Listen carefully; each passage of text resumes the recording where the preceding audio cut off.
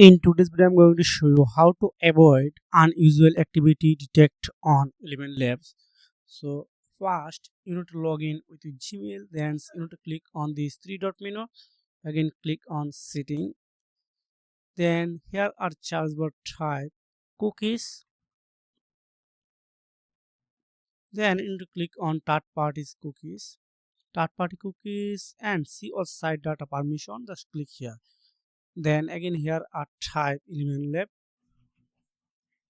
So you can see this is a element lab. I found it, so I need to just delete. Again, you can see you will be signed out of the site including its open tab. Okay, just delete it.